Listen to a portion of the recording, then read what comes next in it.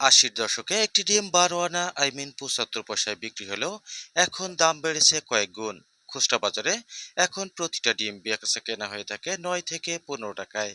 মেহেরপুরের বাজারে মুরগি, হাঁস, কোয়েল, টার্কি সহ বিভিন্ন ধরনের পাখির ডিম পাওয়া যায়, তবে জনপ্রিয়তায় মুরগির ডিম শীর্ষে।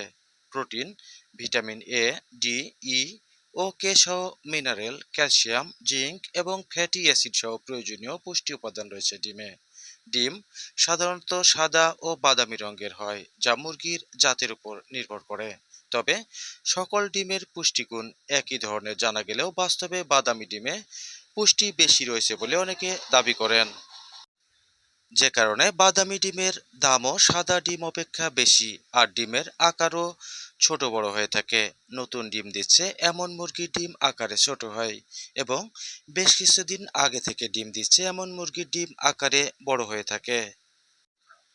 তবে ডিম দেওয়ার বয়স বেশি হলে ডিমের রং কিছুটা ফ্যাকাশে হয়ে যায়। মেহেরপুরের বাজারে যেসব ডিম পাওয়া যায় এর অধিকাংশ স্থানীয় ফার্মের। মেহেরপুর সদর উপজেলার মদনাডাঙ্গা, শ্যামপুর এবং কালীগাংনীতে বেশ কয়েকটি ফার্ম রয়েছে। তাছাড়া পাবনা থেকেও ডিম আমদানি করা হয়ে থাকে। বন্ধুরা, ভিডিওটি ভালো লাগলে এবং একটু উপকৃত হলে কমেন্ট এবং শেয়ার করে অন্যকে জানাতে সহযোগিতা করুন।